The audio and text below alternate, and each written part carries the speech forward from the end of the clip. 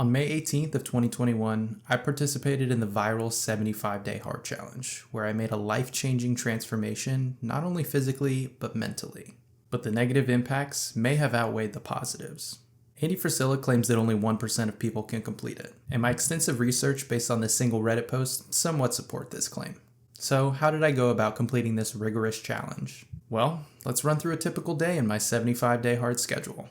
First, I'd wake up about 2 hours earlier than I normally would.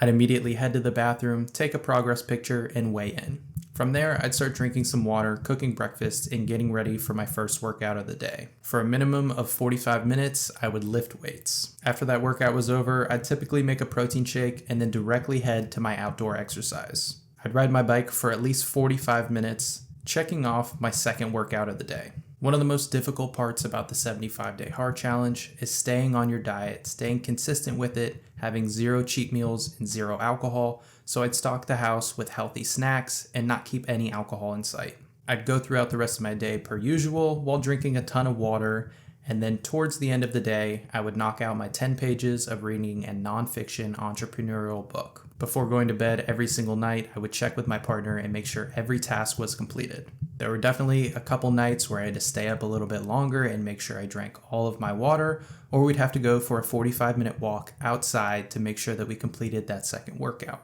Having a partner 100% helped me get through this without missing any of my tasks for 75 days straight. So do you think you could complete this for 75 days straight without missing a single progress picture, ounce of water, or a single page? As we pointed out before, most people can't. But the question is, should you even attempt it? In my personal opinion, I would say yes. Just seeing what you are mentally and physically capable of is reason enough to give it a shot. You'll learn so much about your body and what foods really fuel you. Because of the non-stop workouts, you're going to find out what negatively impacts you and what positively impacts you.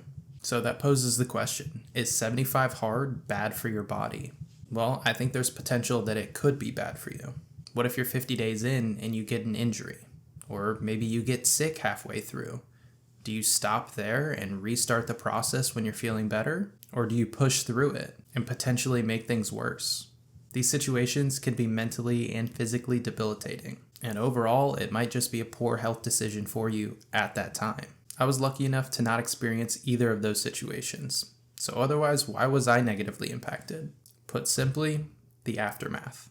The years between now and then have been an absolute roller coaster. When I finished the 75-day hard, I was at my peak, probably the best shape of my entire life, except for now. But that's a completely different story. If you want to learn about that, go ahead and check out my video about how I tried Macro Factor for 90 days. The time after finishing the 75 hard was about sustainability.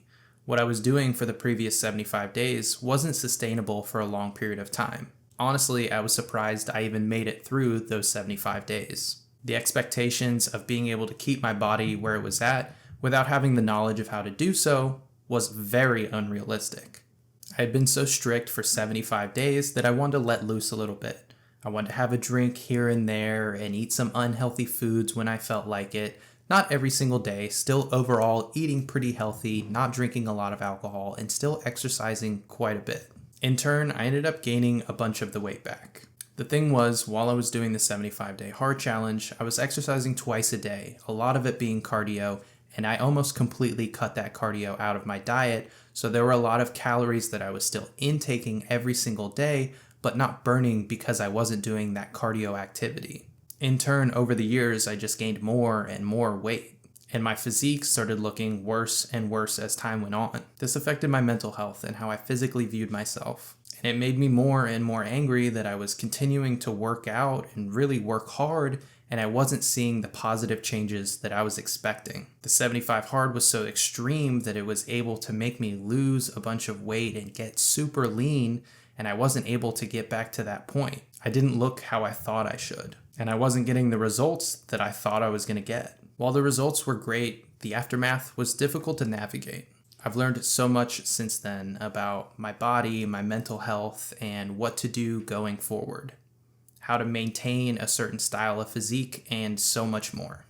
The key to everything going forward is sustainability. You have to work incredibly hard to reach your goals, but your schedule needs to be sustainable, along with your diet, your workouts, and everything else that goes on in your life. Your health is incredibly important, but that goes hand in hand with happiness.